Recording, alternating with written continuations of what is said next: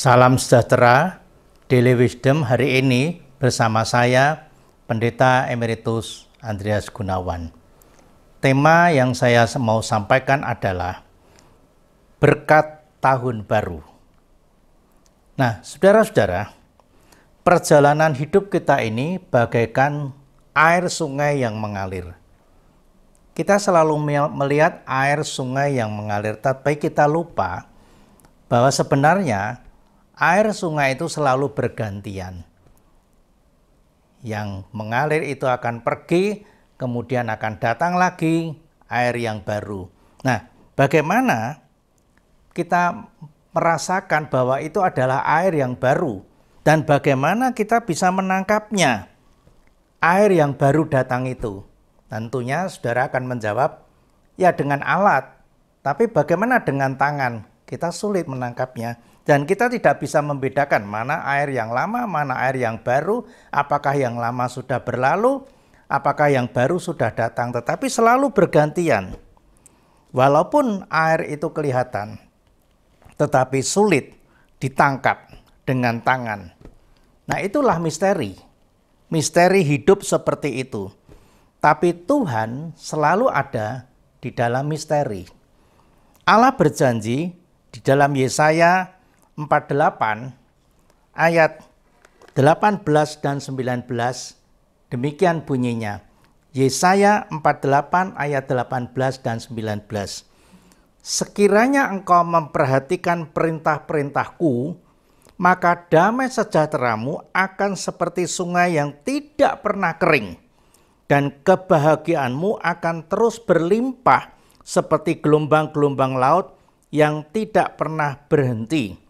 Maka keturunanmu akan seperti pasir dan anak cucumu seperti kersik banyaknya. Nama mereka tidak akan dilenyapkan atau ditiadakan dari hadapanku. Allah menjanjikan berkat baru. Apa itu?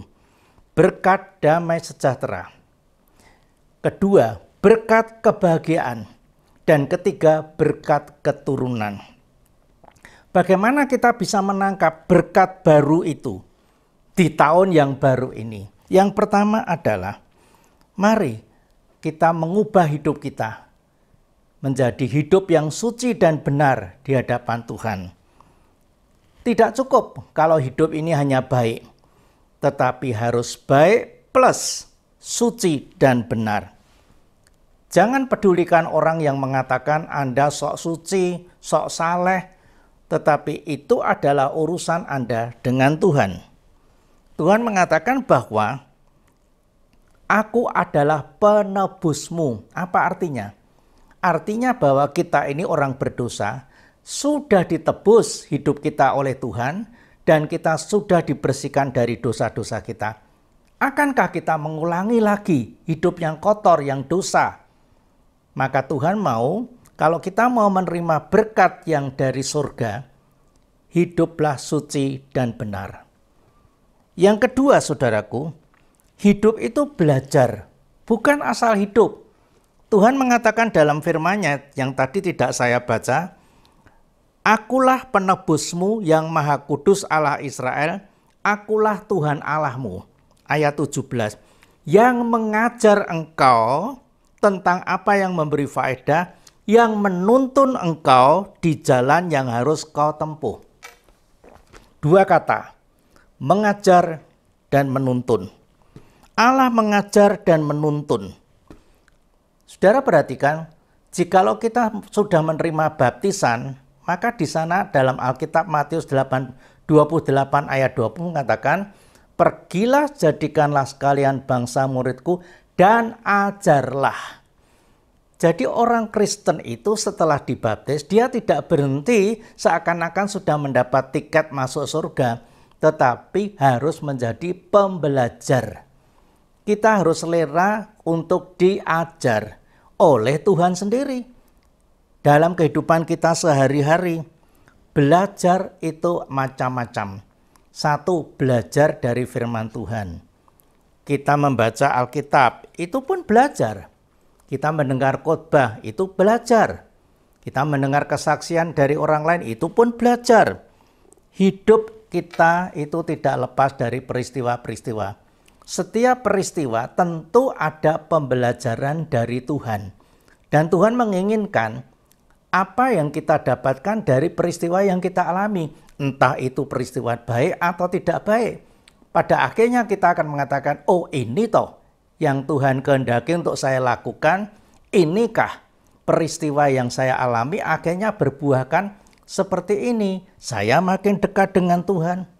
Dan jangan segan-segan Anda belajar dari pengalaman orang lain. Itu penting juga. Kalau pengalaman itu memberkati dan menguatkan, kenapa kita tidak contoh? Dan yang terakhir, berkat Allah itu paket dari surga. 3 yang disampaikan ke kita. Yang pertama adalah damai sejahtera. Apa itu damai sejahtera? Damai itu menyangkut hati, sejahtera itu menyangkut kecukupan hidup jasmani kita. Kalau ada kata damai sejahtera atau shalom, itu artinya bahwa hati kita dan hidup jasmani kita itu semua terpenuhi oleh karena paket surga yang dari Tuhan. Damai sejahtera. Dan kita sering mengucapkan shalom, tapi kadang-kadang kita tidak tahu artinya. Itulah damai sejahtera, itulah doa supaya hidup kita mengalami hati yang tentram, hidup yang cukup. Kemudian yang kedua, kebahagiaan. Semua orang pasti memimpikan kebahagiaan. Tapi jangan lupa, kebahagiaan tidak bisa kita raih sendiri. Kebahagiaan kita raih bersama dengan Tuhan. Kalau hidup kita berjalan bersama dengan Tuhan, maka Immanuel yang sering kita sebut-sebut dan merupakan kata lain dari Tuhan Yesus. Yesus disebut Immanuel, itu Allah beserta kita. Dan sungguh-sungguh itu kita alami, kebahagiaan itu akan terwujud dalam perjalanan hidup ke depan. Terakhir, Tuhan menjanjikan apa? Berkat keturunan. Apa itu berkat keturunan?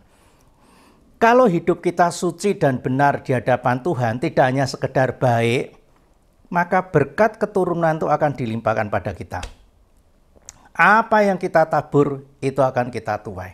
Kita memang tidak mengerti ke depan itu anak-anak, cucu-cucu kita, buyut kita akan mengalami seperti apa. Tetapi kalau orang tuanya hidup suci dan benar, Tuhan menjanjikan ada berkat sampai ke sana. Hari ini mungkin kita hidupnya pas-pasan, sengsara, bahkan penuh dengan penderitaan dan air mata. Tapi berkat keturunan dijanjikan untuk orang-orang yang benar-benar setia, yang betul-betul hidup kudus dan benar di hadapan Tuhan. Mari di tahun yang baru ini, 2023, kita terus berjalan bersama dengan Tuhan, dengan berkat-berkat yang kita terima dari surga. Amin. Tuhan memberkati, mari kita berdoa. Terima kasih Tuhan untuk firman-Mu yang sudah berbicara kepada kami, dan memberkati setiap pemirsa kami. Dalam nama Tuhan Yesus kami bersyukur. Amin.